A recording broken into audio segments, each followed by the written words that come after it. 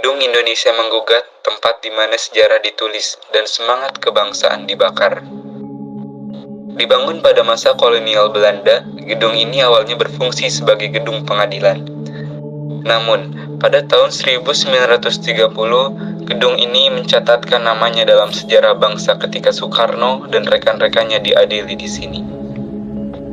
Di ruang sidang inilah Soekarno menyampaikan pidato pembelaannya yang terkenal, Indonesia Menggugat, sebuah seruan untuk melawan penjajahan dan memperjuangkan kemerdekaan.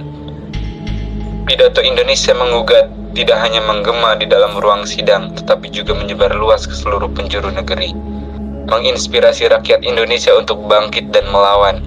Sidang ini menjadi titik dalam perjuangan kemerdekaan, memperkuat semangat nasionalisme, dan mempersatukan berbagai elemen gerakan. Hari ini, Gedung Indonesia Menggugat telah bertransformasi menjadi museum dan pusat budaya. Di dalamnya tersimpan kenangan dan kisah perjuangan bangsa yang tak ternilai. Gedung ini tidak hanya menjadi tempat untuk mengenang masa lalu, tetapi juga menjadi pusat pendidikan dan inspirasi bagi generasi muda. Setiap sudut gedung ini menceritakan keberanian dan keteguhan hati para pahlawan yang telah berjuang demi kemerdekaan kita. Melalui upaya pelestarian, Gedung Indonesia Menggugat terus memelihara semangat perjuangan dan menjadi simbol ketangguhan bangsa. Sebagai situs bersejarah, gedung ini mengingatkan kita akan pentingnya menjaga dan menghargai warisan budaya dan sejarah, serta menginspirasi kita untuk terus mempertahankan kemerdekaan dan keadilan. Gedung Indonesia Menggugat, sebuah ikon bersejarah yang akan selalu mengingatkan kita akan perjuangan dan pengorbanan yang telah dilakukan demi kemerdekaan Indonesia. Sebuah tempat yang menghubungkan masa lalu dengan masa kini dan memberikan inspirasi untuk masa depan. Tuan-tuan hakim yang terhormat, pengadilan Anda menduga melakukan kejahatan besar. Dengan apa kami melakukan kejahatan besar yang tuan-tuan dulu? Dengan pedang, dengan kudir, bom, medan perjuangan kami tak lain adalah gedung-gedung pertemuan publik dan surat-surat kabar. Bukan senjata. Dan tujuan kami juga sekedar untuk memperjuangkan keadilan bagi saudara-saudara kami, rakyat yang selalu tertindas. Rakyat yang berpenghasilan cuma Rp60 setahun, sementara orang memperoleh Rp9.000 setahun. Jika tuan-tuan mengatakan ini pemberontakan, kami mengatakan bukan. Kami di sini ingin menggugat kemanusiaan Den Haag dan tuan-tuan hakim yang terhormat.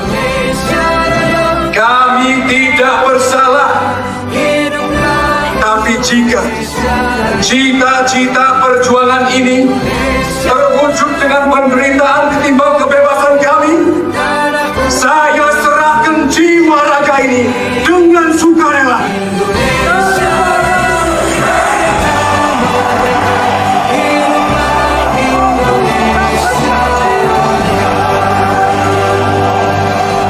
Soekarno adalah Bapak Proklamator Indonesia, di mana selagi dia mahasiswa dan selagi mudanya memiliki tekad yang kuat untuk membebaskan Indonesia dari penjajahan Belanda.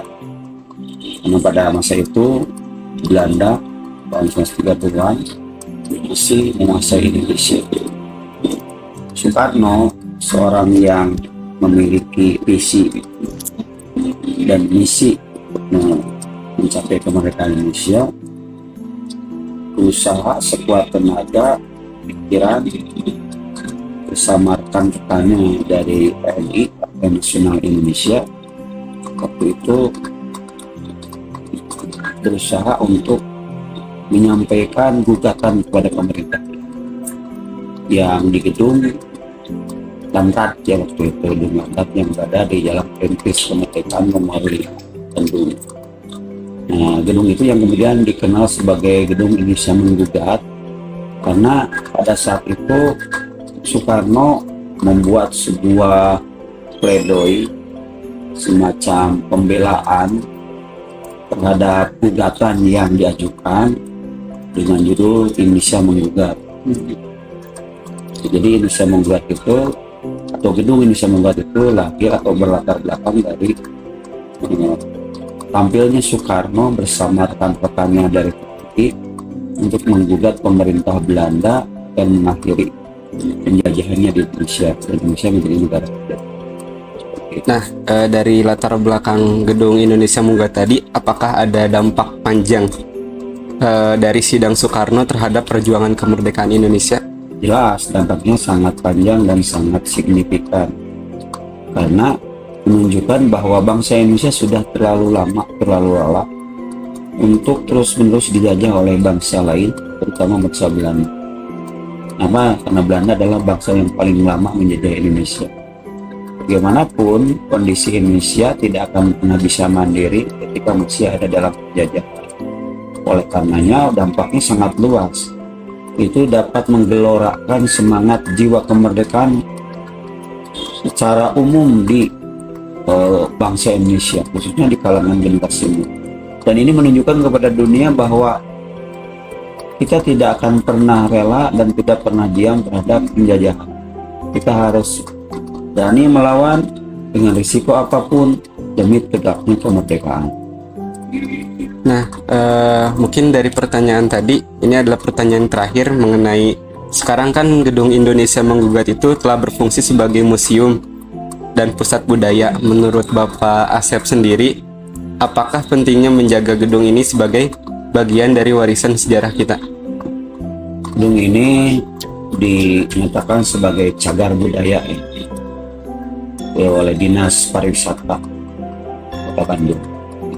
Ini menunjukkan bahwa Kota Bandung khususnya menginginkan agar apa yang sudah diperjuangkan oleh Soekarno di gedung tersebut yang kita kenal sebagai Gedung Indonesia Menggugat itu sebagai bagian dari upaya untuk mengingat untuk generasi muda baik yang sekarang maupun yang akan datang untuk tidak melupakan perjuangan bangsa Indonesia. Karena seperti yang Soekarno pernah mengatakan, yaitu jas merah, jangan sekali-kali melupakan sejarah. Kenapa?